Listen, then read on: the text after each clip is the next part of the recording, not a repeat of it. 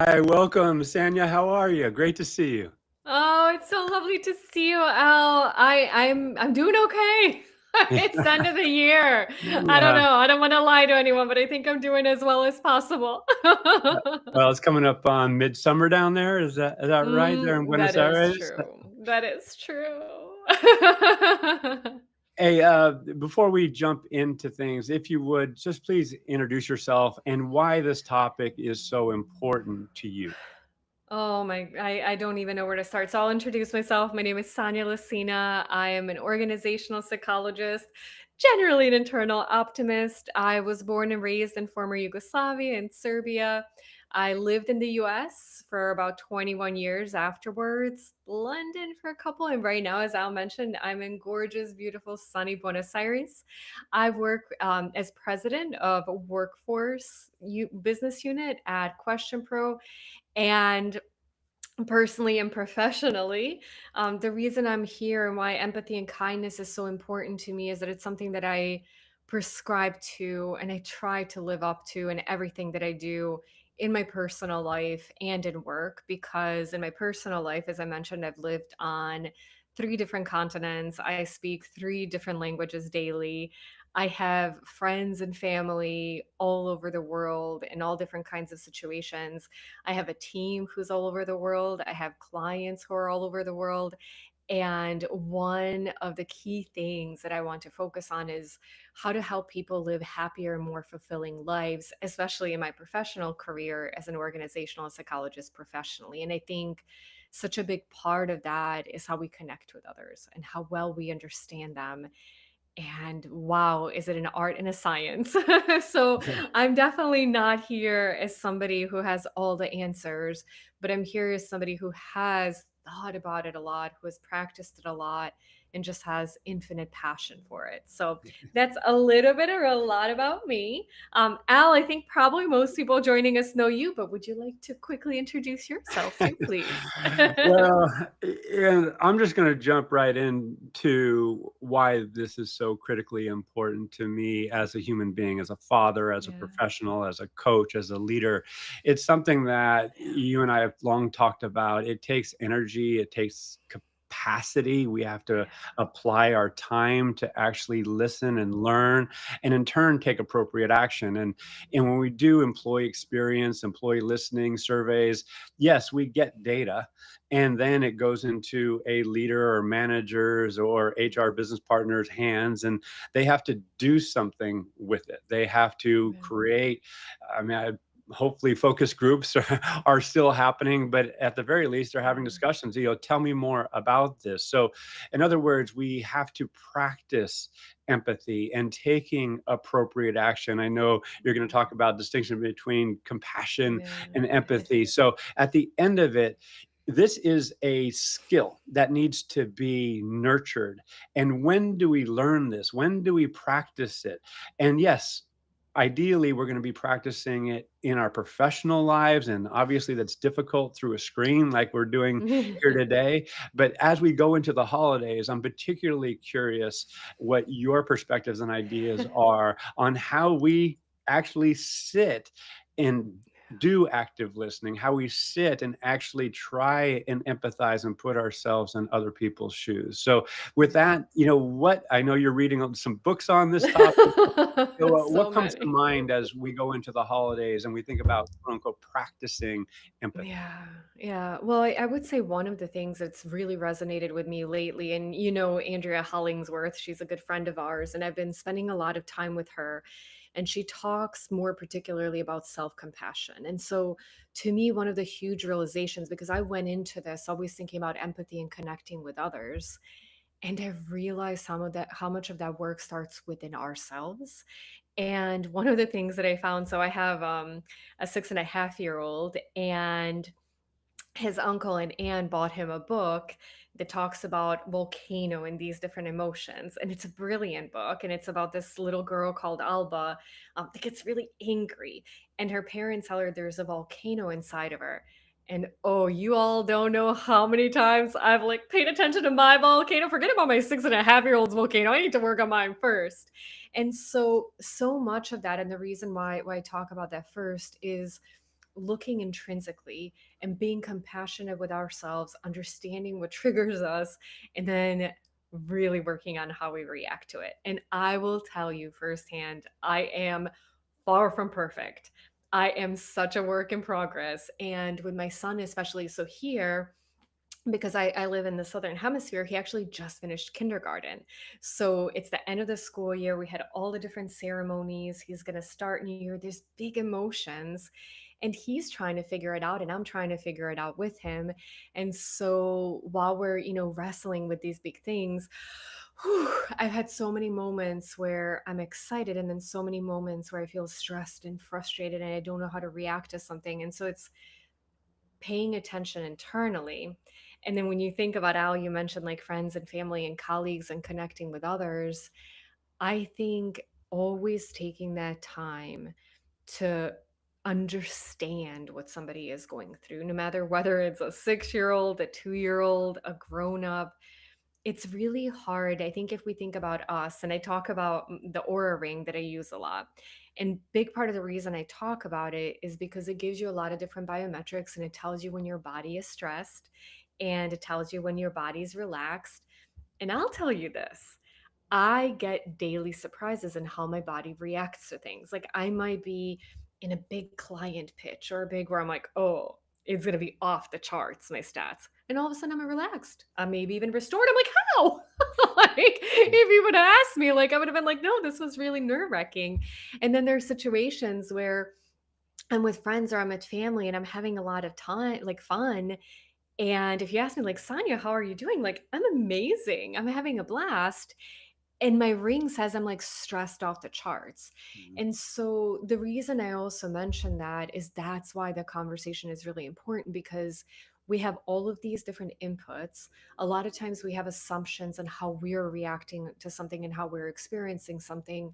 And it's human to project that on somebody else, but we need to really consciously remember that we can't do that, and to remember to ask somebody how somebody else is feeling, because without that, with the best intentions, we will make mistakes and we will do things to want to create comfort with somebody, to want to be our best versions with them, but we're going to work from the wrong starting point, and in every all the energy that we're putting into it will take us down the wrong path. So that's, Al, that was a lot at once, but I think for me, especially because as you mentioned, I've been reading a lot, and because I feel like I'm always learning. I feel like different perspectives from different authors, from different podcasts, from different conversations always arm me with different knowledge. But I'm always finding myself in different situations, like calculating and recalculating and thinking, am I doing this correctly? Am I reacting correctly? And sometimes I'm not. Again, like sometimes something will jump out, or I'll reflect back and say, ah, I was even focused at that time, but maybe I could have done something differently. But I think for any of you that are investing time in that, that's okay. It's part of the learning process, right? No kid ever got on a bike without training wheels and just started riding. Like, right? Like we need to put in effort. We need to skin our knees. We need to keep getting up and trying and continuing to like find ways to really effectively connect with others. Again, no matter what the relationship is, no matter what the age is and the background, some we just might also have to work on a little bit harder than others. But I'll when you think about empathy, when you think about connecting with others, like what's top of mind for you today? Like what are you working on, or what would you recommend, Yeah, like to those listening to us? thank you for asking. I wanna respond to something that you Yeah. said and then answer your question, Yeah. because there's some in my friend group, like, I grew up as an athlete. I'm very blessed with my health, and I live in my social circles with a very alpha group, from beach Mm. volleyball to playing college football or running track and playing basketball. It's just kind of it's been my journey. And many in those Yeah. circles, like, they don't want to deal with other people's feelings. They want to win the Ah. game. They want, empathy is a quote unquote weakness. It's a very dude thing. We can talk about toxic masculinity, but let's just put it out there for, Yeah. a minute, that there's a certain, particularly among men, an unwillingness to put themselves in other people's shoes. However, there is a growing awareness that it's not only beneficial for the individual that you are interacting with, Yeah. it's beneficial for the individual, him or herself. So I've seen a lot of these alpha males actually get deeper, particularly at a latter stage of life, where they say, I'm just so exhausted from putting up this front. So now, how do I empathize? What Yeah. language do I put forth? So what I'm saying, where I'll land with this, is just putting forth an attempt to Yeah. empathize is often as powerful as actually being quote Yeah. unquote good at Yeah. empathizing.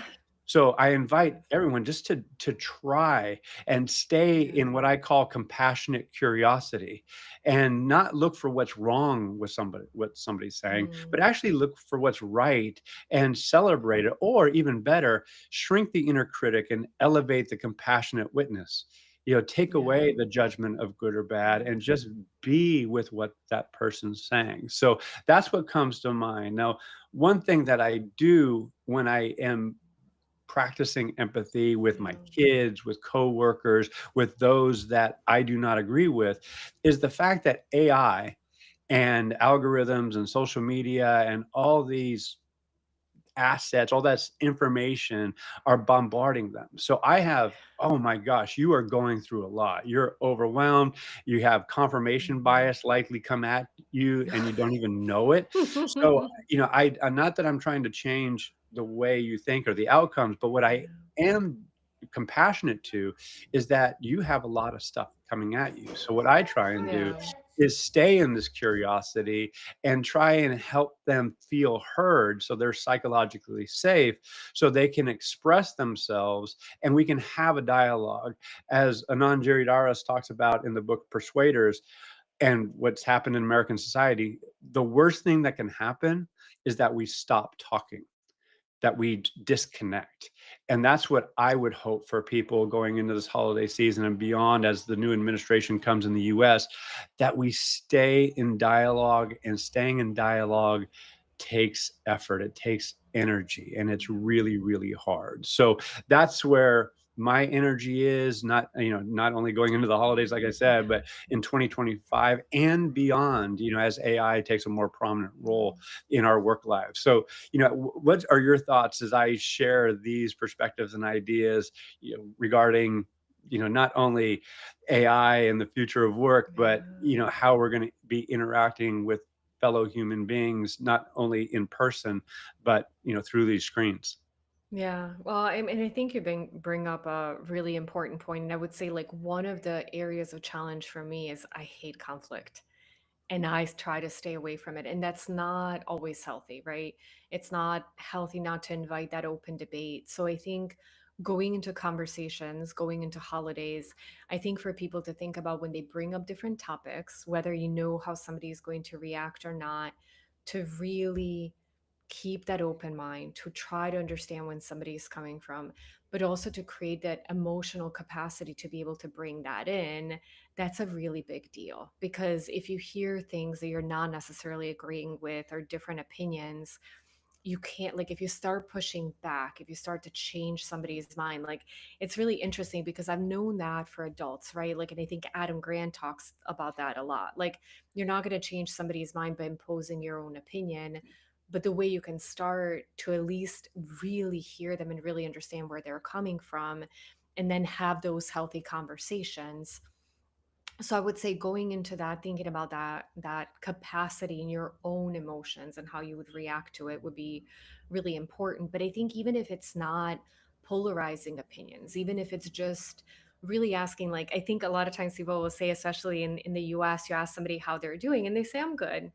Or, like, you asked me at the beginning, you're like, "How are you doing?" I'm like, "I'm okay." I mean, I'm fine, but there's a lot going on. Like, I won't lie, like, there are all these different things. Like, maybe people saw my son, pop in during this break for a little bit. So there's a lot of that balance. And you and I were even talking about a conversation that I recently had with Martine, with my significant other. So it's somebody that I've known forever, like probably 15 years. And It's he and I don't necessarily have, differing opinions about a lot of different things, but we have very different personalities. Where if Al and I were having a conversation one on one and he had said, Sonia, how are you doing? He would have gotten like 10 minutes of how I'm doing, like all the different details about work, about family, about all of that. And if you meet Martine, and even though he's Argentine, and you ask him, how are you? He would say, I'm good. And Martine has a good or an okay. And I've learned how to distinguish between the two. But what was really interesting to me is in having those conversations is when you have your loved ones, when you have somebody, maybe even in person who you don't see often, probe a little bit. And that's what a lot of people will say, just how are you doing? I'm okay. How's family? How's work? And especially if there's like a particular project that you know about, or if they're training for a marathon, or if they're just trying to tell, like whatever it is, like if you know something that's very personal to them, probing into that. Because what's interesting to me, I was mentioning my conversation with Martine, and we were going through something at home. And of course, I'm talking about it. And, I looked at him one day and I said, wow, like, I really admire you for how much of a, kind of shield you put up and how you're handling this. And he said, Sonia, like, this is really hard for me. And what I was telling Al, and I'm like, this is like one of the people who I love the most, one of the people I'm closest with. And even though I know he's not an oversharer like me, it took my breath away because I couldn't believe that somebody that I know so well and somebody I talk with every single day in person, I misread the situation so much. And so if you think about that, creating space for your loved ones, creating space for your colleagues, I think that's really huge. And like Al, what you were saying before, that the difference between empathy and compassion is it's not your place to necessarily solve their problems, but if you can just be there to listen and to take in and be somebody. Like a lot of times I'll tell people, especially because my team is very global, and I spend a lot of time talking with them, but I don't necessarily know their friends or family, or am I, close with everybody in their life. I'll say, use me as somebody that's maybe a little bit removed from your day to day, but who you can hopefully trust to kind of hear yourself candidly talk about something and not feel like that there's going to be repercussions, in a sense of like, oh, now I'm going to go tell like your significant other or your boss, or like anyone like that. It's more of a safe place for a conversation. I think for people to just let that energy out is so incredibly important, especially when there is so much going on. And one of the things, it was interesting because actually, Al, just before our conversation, something I was thinking about, and on a very good end, I've seen, knock on wood, a lot of people posting new jobs on LinkedIn, right? And it's been a very hard couple of years, and people have changed roles, and there have been brilliant people out in the market for a long time. And I'm seeing more of an uptick, people saying, I'm finding a role, I'm finding a role. But listen, not everybody is. And there's still plenty of people out there, for every single person that posts, that's amazing and we should celebrate them. There's still people who are going through challenging times. And that's why I think taking the time to celebrate is incredibly important, but then also creating space for different people who are still facing these challenges. And now, in the world of, always increasing social media, always increasing AI that's bringing more information to you, and faster than you can ever imagine, creating that space for people that really need you and are still maybe having hardships in some areas, and it's not easy to talk about. I think that becomes every day, in a way, that becomes more important to create that space. Yeah, again, thank you for sharing, because everything that you just talked about requires us to be fully present, meaning that we have to remove ourselves for a minute and be there for another, which in and of itself is a practice. It's hard. And particularly if you have something to say and the other person hasn't fully expressed themselves. Now you're thinking about what you want to share, or how you would solve it. And I Yeah. long shared in my coaching practice, many don't want advice. They want to be Yeah. heard, and they're not going to accept any ideas that come their way unless they feel confident that they have been Yeah. heard. So, how does that happen? Yeah, and I'll just speak for myself, and not to say it's the right way, but it is a way. I might say once they start sharing, well, certainly tell me more about that. Is there anything more that you'd like to share to help me gain an understanding? Hey, I'm starting to have an idea that's emerging. I'd like to share it with you, but before I do, is there anything else that you can provide me to provide clarity so I can make sure that I provide this idea in a constructive way? Now, I want to call a couple things out, then ask you a question. Yeah.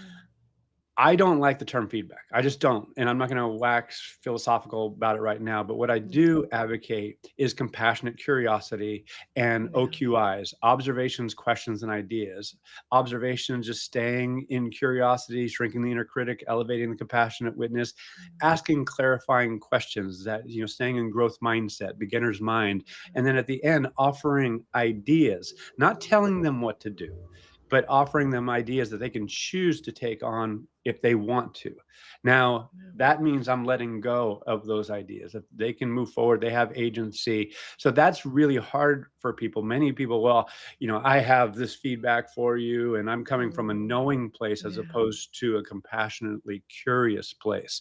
So that technique that I just described, where do we learn it in life? We don't rarely learn it in school Yeah. or in our professional world. So we have to find these techniques ourselves and practice them in our lives. That means with our colleagues and with our family members and friends. So, yeah, again, I would hope, that resonates. So this is where I'll come back to you. AI is nuts, and it's going to be very influential Yeah. to us in how we practice empathy. And let me give you an example. I use ChatGPT 4, and the other day I asked it a question, and it came back with, "How do you feel about that?" And I was really irritated because Hmm. I don't want that machine understanding how I'm feeling about things, at least Mm. not now. It hasn't earned the trust with me. Mm. But it also made me go, "Oh, damn, is this thing going to start learning about how Yeah. I'm ticking emotionally?" So I'm going to put that aside for a second. But that, for our listeners, I think that's something that we have to be aware of. On the very constructive side, ChatGPT and other AI agents offer us an opportunity to ask it questions and have a dialogue and actually learn about what compassion and empathy and sympathy and what these are.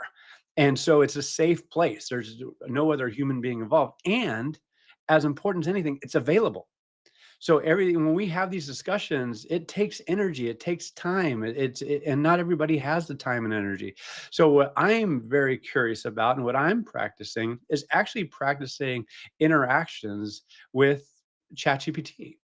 And I talked to Anna Tavis out of NYU about this, as well as Shauna Waters and Aaron Etal of Fractional Insights about this, and a handful of others. And it's like, this is not necessarily a bad thing. It's something that, if it's consciously engaged in, could actually be quite constructive. So my question to you after all that is, how are you looking at AI as a potential practice platform to understand what language we can and should be using, how we're listening to something else? I Yeah. know it's kind of weird, but we're stepping Yeah. into this really, really fast. So your thoughts?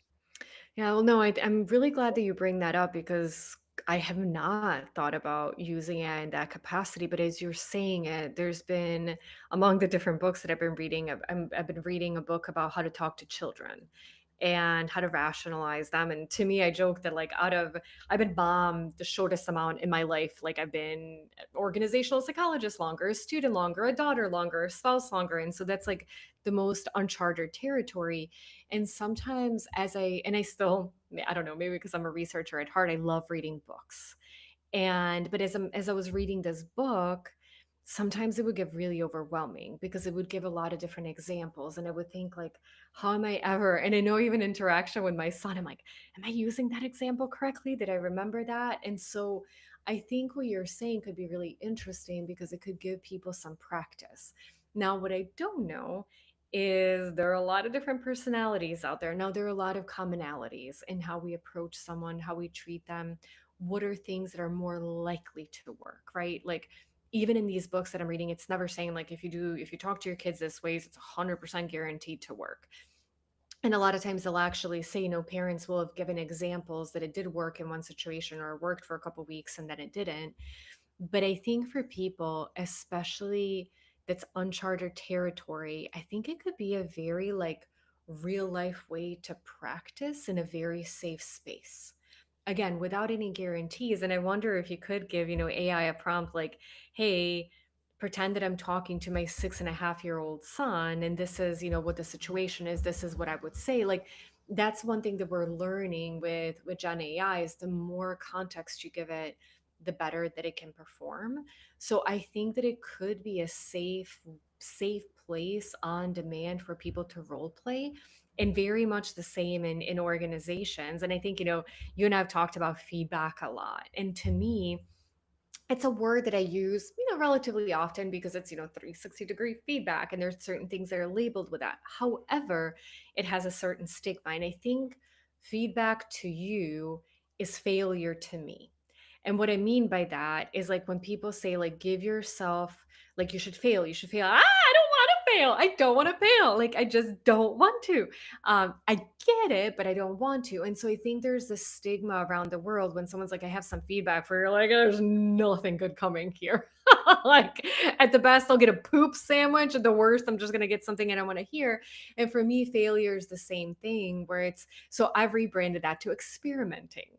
And some experiments work, some don't. But when you say, hey, like, let's experiment, you're not telling somebody to go fail at something. And so that's where I think Gen AI could be really interesting for people to try different scenarios for people, even in the workplace, right? I think one of the biggest challenges, and this is still a challenge for me, is giving people constructive ideas, having conversations around something that is not going to be easy for them to hear. And I think to me, the worst is the people who are the best on your team, the people who are trying the hardest, and there's an area where they can be better. And really, people do appreciate hearing that. But it doesn't feel good at first. You know that. It doesn't feel good to anybody. And so it's like, oh, I'm going to go now, have this conversation with someone who I appreciate the most, who I value so much. And I'm going to say something to them that I know in the long term is important, but I know in some way, shape, or form will hurt their feelings in the short term. And I feel horrible about it. How do I do it differently? And so I think for people that care, that have this, situation that I explained, that's where possibly Gen AI could help in different wording, in different phrases. How do I say that? And you know what? More and more organizations are becoming global. And wow, does actual cultural, like country context matter in these conversations? Hugely. And a lot of us have like workplace is one of the first places where we're truly getting that experience. Like, right? We're not like, oh yeah, everybody I went to high school with or college or coming out from all these different places. That's usually not the case. And again, how can you at least experiment using AI to practice some of these different situations? So when you go into that real life scenario, you have a better idea of the way that you approach something and the likely outcome that it'll have. But I love that idea. Thank you for bringing that up. Well, it's imminent. In fact, I had a conversation yesterday with a longtime friend, Brooks Canavisi, and his colleague Diane Weaver, who they and without going too deep into their business, among the offerings is effectively a coach that has a unique value proposition. Not only do they source from a certain body of research around behavioral science and empathy and all these good things, but it enables you to take ownership of the persona you want that bot or to engage with you. Like, and let me just give you an example. And when he Brooks, that is, a few years ago when generative AI was first came out, he launched a bot that had it was a hybrid of Mr. T and David Goggins, and I was like, "Is this a joke?" And I actually listened to it, and I was just reflective on my face and just my energy, and I was so like engaged with the content, yes, but also the means in which that content was coming at me. So we talk about change a lot, and the writer and the elephant metaphor, you may be familiar with, where the writer is analogous to the cognitive self, the elephant is analogous to the emotional self. When push comes to shove, at the end of the day, the emotional self is much more powerful. So when we're engaging, whether it be with generative AI or another human being, are we attentive to engaging the emotional self? And are we attentive to our own emotional response and our somatic response, that being, of the body? So again, with generative AI, it's always available. So we can have, even if you're using the public version of ChatGPT 4, you can ask it to assume a certain your persona and practice, even practicing asking ChatGPT questions is in of itself a practice. And where I'll land with this is that in my personal mindfulness work and in my coaching, we talk a lot about intention and appropriate response. So intention and appropriate response is a good way to frame a question to, say, ChatGPT. It's like my intention is to create a, happy environment for my kids, so they're smiling. And so what's the most appropriate response you recommend given the situation? And again, I'm just making that up, but the framing is there. So as we got probably 10 more minutes for this discussion, but we're talking about obviously what can happen this holiday season. And I want to toggle to actually the workplace, then land, with our personal lives, as we engage family and friends, during hopefully a break for you. But as we go into 2025 and the world of work, and I mentioned the administration is going to change here in the United States, the models of leadership are arguably differing. There's a very aggressive authoritarian means of leadership that's gaining prominence in the United States. And we're talking about a very evolved, progressive, empowering means of leading. So as people have experiences with these different means of leading and either empathizing or quite the opposite, not empathizing at all and just to suck it up and get it done. What's your coaching and advice to deal with this emerging reality? Yeah. Well, I think, you know what, I'm starting to see in a way, like, I feel like during the pandemic, there was a movement to become more empathetic. There was a movement to become more compassionate. And as optimistic as I am, I always had this worry that at some point we'll swing back. And are we going to swing back a lot or a little? I didn't know. And I see that a little bit. I think it was for individuals who maybe were much more business focused, much more, hey, this is work. And I'm not here to be your friend, or I'm not here to be your emotional support. We're here, to build an outcome. That's people are becoming more vocal about that again. Where before maybe it was like, hey, how could you talk about that? We're going through a global crisis. Like, we need to all be there for each other. I think for what people are going to need to look at more closely, in my opinion, is that in 2025, not every organization is going to be empathetic. Not every leader is going to be empathetic. But for an individual, that is really important too. That if you're not somebody that's detaching work from your personal life, I think there's going to be onus on the individuals themselves to find the organizations that prescribe to that and to look for leaders that prescribe to that. And then we'll see how it evolves. But I think it's going to be really hard to mandate that of people. And part of the reason I say that too is I think we're also, both in the US but globally, we're in a tough economic situation. And the reality is that for a lot of people, you have specific things you need to fulfill, you have specific business related targets. And in many cases, you're more likely to lose your job if you don't meet those versus if you're not an empathetic leader. Like, it's just not like, realistically, it's not an apples to apples comparison. You're really going to be a leader that people really love, but you're not performing in your role and you're going to be kept around for a long time. It could be an amazing bonus, but it won't always be something that complement or like supplements for your performance. And so I do think that it's critical. I hope more organizations do invest in it. I am hopeful again as we're seeing the job market, and I think it's getting better. And I need to look at the labor market statistics more closely, and we'll see what happens at the beginning of the year. My hope is that organizations do reinvest in that connection, because I do believe that people will leave, right? For a long time, we were saying, like, oh, people leave bad managers. I don't think that's the only reason people leave organizations. But you know what? For people's well being and mental health, I sure hope they do leave if they're in a bad situation. I hope nobody feels like the job market is so bad that they're so trapped that they're somewhere where, like, I'm so incredibly miserable, but I don't have another choice. So, I do think, like, to summarize the two things, I hope organizations, and I do think they will invest in it, but not every single one.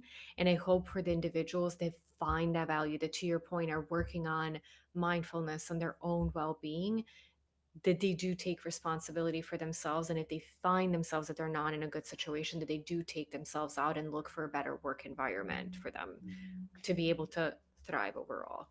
Yeah, thank you for saying that. And I have to be careful because I will shamelessly say that this is my hope, but I also believe it to be true in a very pragmatic, lucid way, and that being an empathetic leader is going to be a source of competitive advantage for you as an individual to retain and empower your group to be more productive and innovative, all those good things. Mhm.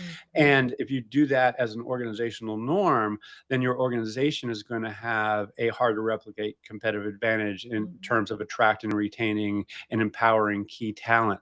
So I'm looking for in Mhm. 2025 this attentive, and I'd love to study this within the Future of Work project more, Mhm. is if there's an authoritarian leadership structure that's emerging, are they losing talent in excess of others who have a more evolved progressive leadership structure and way of being? So we'll see what emerges, because to your point, people need jobs, they need to make a living, and so the power is definitely with the organizations right now.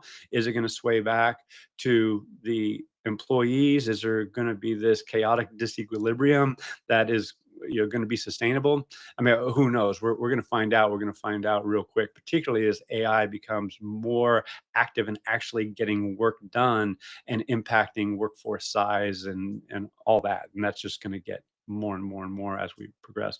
So as we start to wrap, we're going into the holidays. We're going to see friends and family, and some of whom we agree with and align with, and others that we don't. What is your coaching or hope as our listeners go and engage with those that might not agree with them, or and vice versa? Yeah, I would say just approach it as a learning. I think to me, that's, you made a really good point early in our conversations that a lot of what happens now is this positive, like it's reinforcement of things we already know. And whether it's in social media, whether it's what we seek out to read, it confirms our own opinions. Whether we agree with somebody or not, there's a lot that we can learn about what they believe in and why. And to me, that why I think is so critical. And sometimes it'll be harder to tease out than others. But I think having open conversations and thinking about learning and just thinking about it, I'm excited to know other people's perspectives because it'll help me grow. It's easy and sometimes feels nicer to surround yourself with like minded people and people that have the same energy. And you might learn, but they probably won't challenge the way you think as somebody who has a different opinion. Again, some topics are harder than others, but that's what I would recommend is to go in, deep breaths, do your own work before going into the conversation, but just be very open that it's, hey, like, I look forward to understanding other people's perspectives and I look forward to learning what they're excited about and why and what they're thinking about and why. And like, again, focusing on that why, because I think there are going to be some nuggets. And that's like my kind of positive spin. I'm sure there's going to be people who are frustrated and I'm sure there's going to be elevated emotions. But as much as possible, I think, again, if we go into that mind in with the mindset of learning, expanding our horizons, and just knowing how to better connect with people of different opinions, different values, that's something that could bring something positive to us, whether we agree with their viewpoints or not. Understanding them will help us. And what about Yeah. you? No, Going into the holiday season. yeah. I love you. I love the way you show up. I love your insights and ideas and perspectives on the world. So thank you for sharing and inspiring me and helping me be better professionally and personally as a parent, as a coach, and all the things that I do. I align, of course, with what you shared, and what I'll say as we wrap here. Uh, we're not going to change anybody. They're going to change themselves. Yeah. And are we creating the environment for them to learn, to feel safe, to explore? If we get into you should, Mm, or you are wrong, then they're going to shut down and put up their dukes, and it's going to be unproductive. If we can practice, and I emphasize that word practice, staying in compassionate curiosity. mhm, Tell me more about this. Hey, what is your goal here? Your goal is to take care of your family. Do you believe that's the best way? Tell me how that works, so they can actually hear themselves talk and mhm, understand their own logic and the breaks in that logic. Well, you're saying this, but this is, what I'm seeing in the world, and that's not, lining up. Does it line up for you? And just again, sitting back, if you're getting this telling mode, and that's why I don't like feedback, it comes from a knowing mhm, place as mhm. opposed to a curious place, then that's where conversations fall down. So as you go into the holiday season, I would hope that you stay in compassionate curiosity. You even get comfortable with how much you're staying in curiosity. Mhm. So you just sit back. I know I want to say something, but hey, I really want to make sure that they have created a nice picture, not only for me, but for themselves.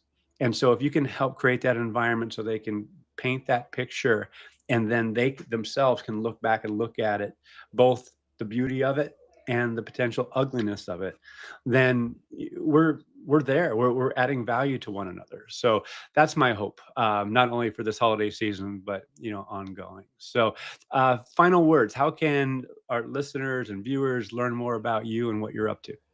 Yeah, so I'm on LinkedIn.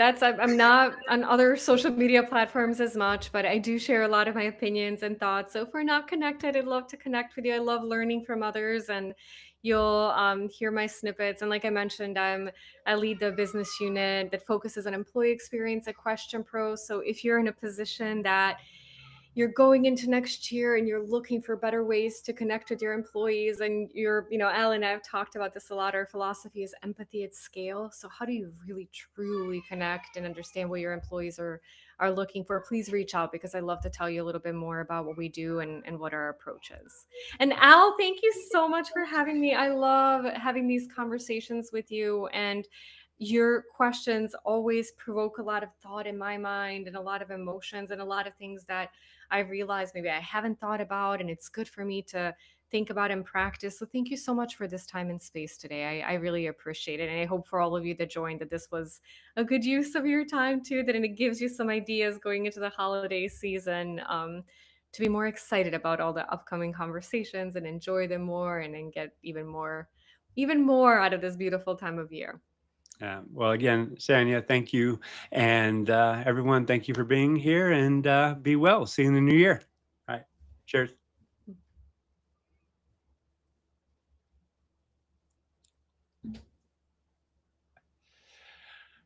Oh, yes. Thank you. I just We did realized it. I forgot to